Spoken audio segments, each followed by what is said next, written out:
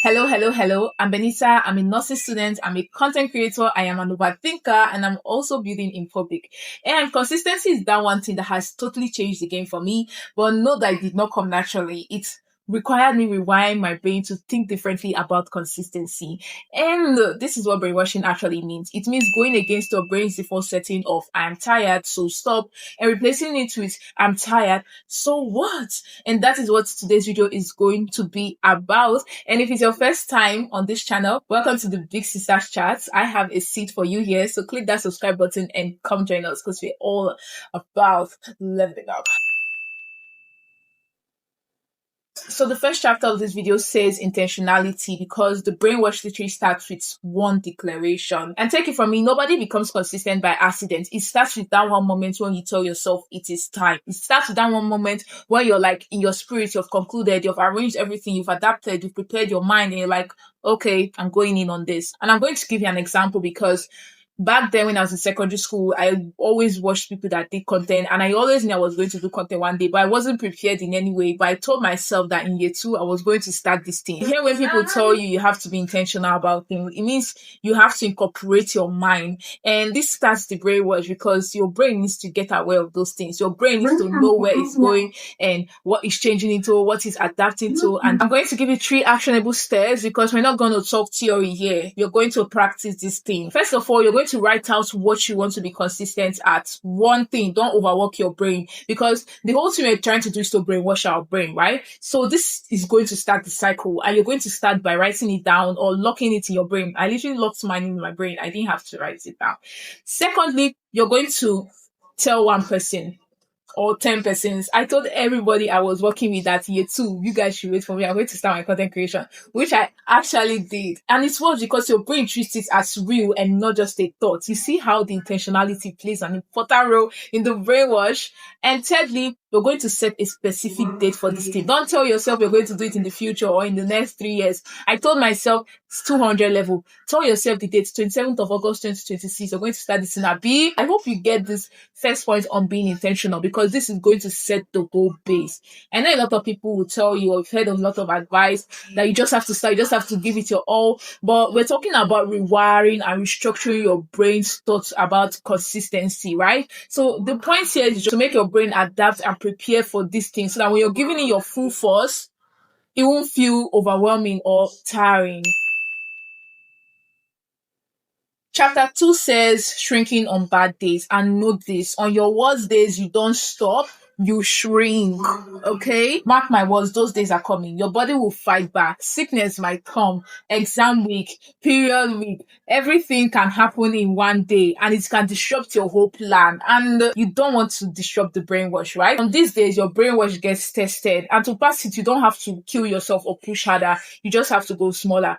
Please, guys, you're humans. If you feel like you can't overwork that day, go small. You don't have to kill yourself. Take me, for example, on my monthly cycles that month or that week that it happens, those times are really very challenging for me. It affects my academics and it affects everything. But I make sure that I don't disrupt my brainwash by doing the smallest thing. So here are 3 actionable steps. The first step is to create a minimum viable list. 3 things that matters on those days, 3 non-negotiables. For me, on those days, what I do is that I take my phone, I look at my inspiration list, and I basically come up with ideas I can use for something else. Secondly, I listen to music that help me. That is something that is affecting my brainwash.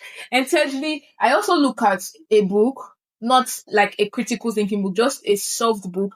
All these things helps to keep the circle of the brainwashing your brain going. Secondly, never negotiate with yourself on rest days. Please, you're human. If you know that you cannot keep on going, then please stop. Instead of should I do it, make it how small can I do it today. Thirdly, do not punish yourself after a small day. Say out loud, I showed up. And that reinforces the identity and not the guilt. So it just keeps the circle running.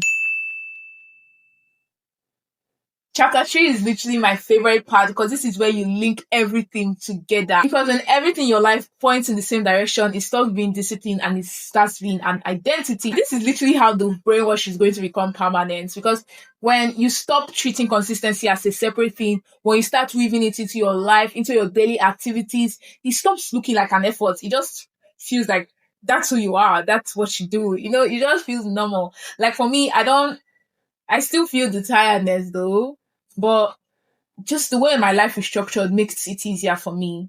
Yeah. Because I have a very busy schedule, I try to like mix things up because, for example, when I'm scrolling with intention. I'm not a doom scroller, please, guys. I scroll for inspiration. I scroll for ideas. I know where I scroll on. I don't scroll on TikTok.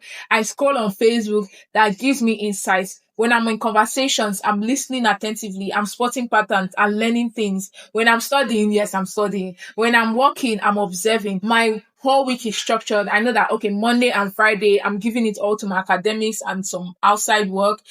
Saturdays are my content weeks. Sundays are my rest days and a little bit of content. I just love making content, guys. And everything was because discipline requires willpower, but identity requires nothing because it's basically your personality. When being consistent is who you are, being tired doesn't sound like a good enough reason to stop.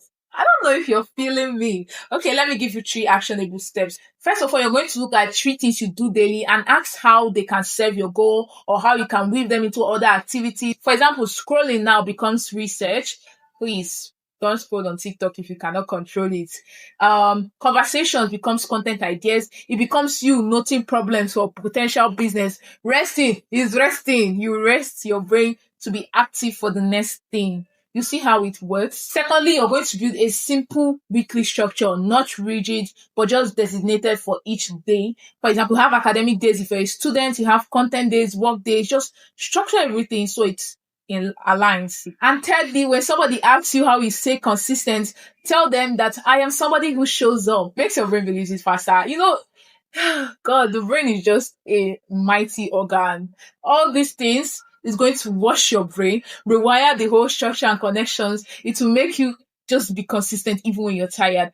Practice all the actionable steps I gave you here and come and share your testimony, guys. Remember, it starts with you being intentional about what you want to do and also recognizing that some days are going to be hard and you're going to go low on those days. And then summing everything up by linking your life together and making everything structured and aligned that not being consistent feels like hell. Whoa. If this video helped you, I'm sure it did, share it to that one person you know that needs a video like this because a lot of persons struggle with consistency. And do not forget to click that subscribe button, like, share.